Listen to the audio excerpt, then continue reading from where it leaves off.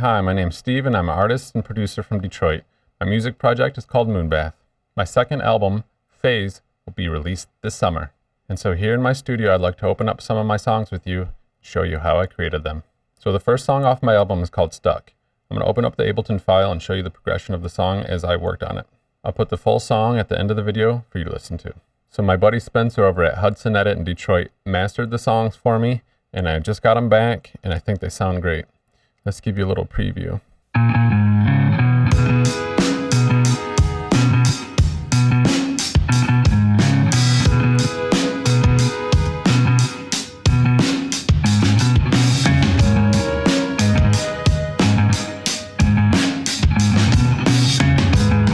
So I've opened up this music project in Ableton, and this is what it used to sound like in February of 2020.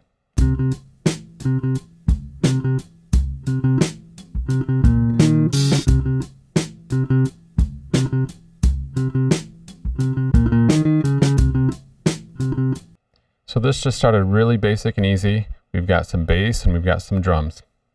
My really good buddy Eric from Draw Parallel let me borrow his Fender jazz bass, and I had a great time with it. I'm not really a good bass player at all, but I was able to play some notes, sample it, and make it sound cool. To me, something like not being able to play bass can't hold me back, so I'm just gonna fake it till I make it. So here we have the bass track, and like I said, it was a Fender 5-string jazz bass, and I ran it through my Universal Audio Apollo, and it has some great preamps and compressors. The preamp I think I ran this in through was a UA 610, and I bumped up the input and gave it some real saturation and made it really dirty. And here is the samples that I used. You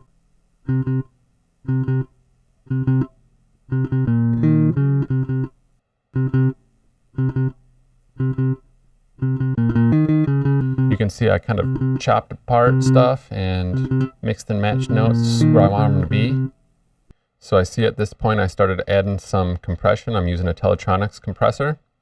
It's a plug-in, and it is kind of evening out some of the dynamics of the bass, and it's adding some punch. I also added a Neve 1073 EQ, and it's giving it some saturation. Saturation is like a distortion. Here's it without the distortion saturation.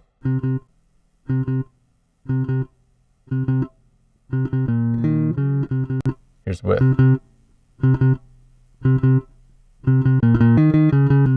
It does boost the volume, but it also adds some grit, some dirtiness to it. So when I was sampling in the bass notes and rearranging them, I was trying to channel my inner Super Mario brother, because there's this part in the game when you're in the castle, you're fighting Bowser, there's flames everywhere, and there's this sick bass line that just keeps pumping through, and I kind of wanted to like create that kind of vibe. And I think it sounds similar to this, but I may be completely wrong because it's been a long time since I played the game. So here we have the second track in Ableton, and it is the drum track. I just put in a scratch track. I had planned on playing real drums over the top, and this is a sample pack that I had purchased. It's called Royal Drums. It's kind of a Motown type of feel, and this is what it sounds like.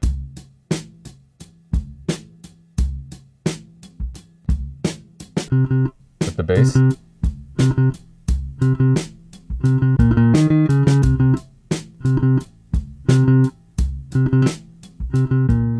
This third track here is just like a hi-hat. I just wanted to give it like a little, at the end there, little feel. And here's a really big Ableton tip that took me a long time to figure out, and once I did, it was a game changer. Every time I make a major change to the song, I will save it as another file, so I can always go back to that file and import things from that file. So for instance here, we've got this bass track, and it's got these plugins on it, and those plugins take up a lot of CPU usage. So what I would do is I would actually go to Save As, and I would save this as, you know, put the date and what I'm about to do. I'm about to freeze the bass, and when you freeze the bass, you bake all of the plugins into the audio file, and then the plugins aren't playing anymore. So I'm about to freeze bass, so I save this, and then when I go to this, I right click this and I go freeze track, and so this freezes it. And so here's what it looks like when you freeze the track, and then you go to right click again and you flatten, and now that's baked all of that goodness right into this all these samples, and it won't use any of the CPU to process that. It's already processed right here, ready to go.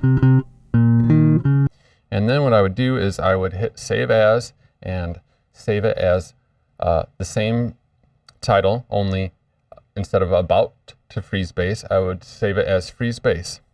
And the biggest advantage is that, you know, once I go back into this current project and I go back into where it says about to freeze bass, if something happens to where one of the pieces of audio is messed up, or if I want to change something, I can actually go back and open one of these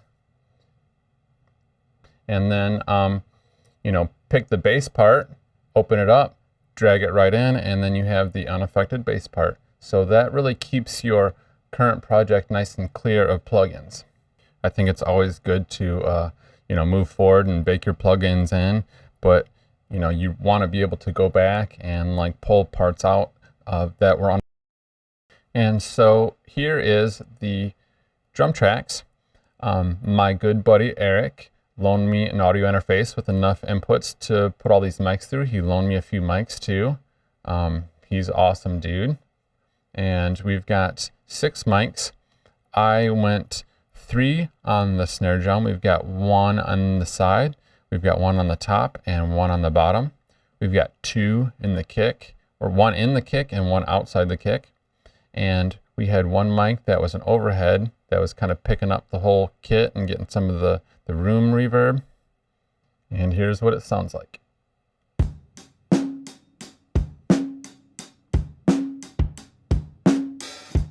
It's pretty dry, kind of lifeless, and it needs some help. And so here's where I started introducing the synthesizer. I have this Mini Moog plugin from Arturia, the iconic Mini Moog, and here is it without any of the filtering.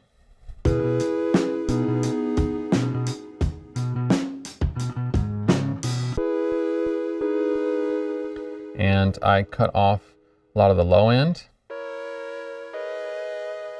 and then I cut off a lot of the high end,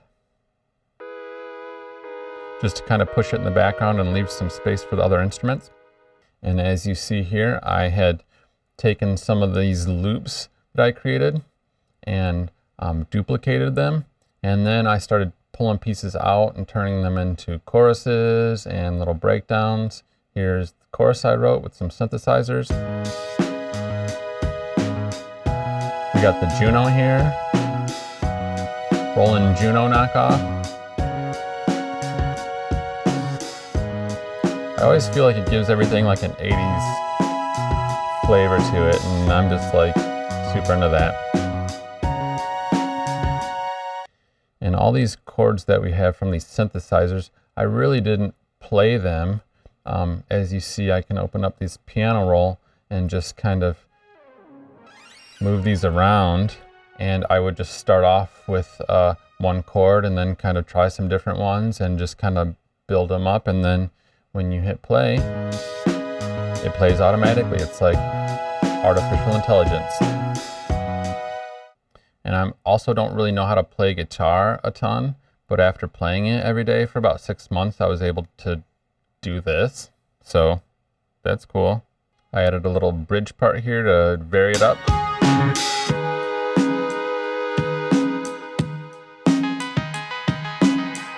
don't know, it's weird.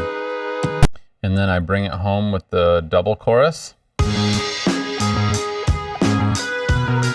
I think this part up here is my favorite, where I kind of bridge it into the repeat of the chorus. right here. Kind of like takes up a notch.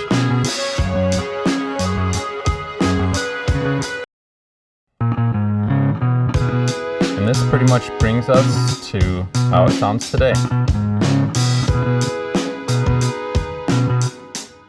So I had given this version to my buddy and mastered it, and this is what it sounds like now.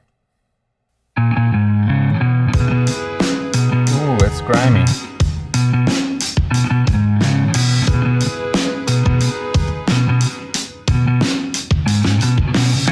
More compression, more distortion, more reverb.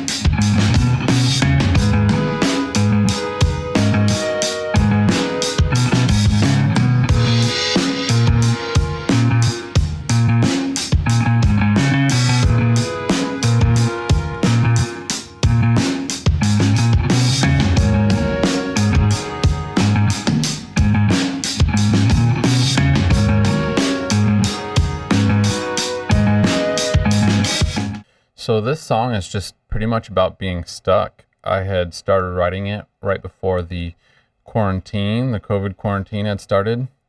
And, you know, I felt stuck and I was full of anxiety. I felt stuck in my life and my growth. And I was reading a lot about habits, and I felt stuck in my own habits and stuck in my mind. And I just wanted to get out of my own way. And I was doing a lot of research, and, you know, when the quarantine happened, I would just kind of turn inward and just spent a lot of time thinking. And this was just getting the stuck feeling off my chest and allowing myself to move on. So thanks so much for checking out the video. I hope you enjoyed it. I hope I taught you something, and I hope you're feeling inspired.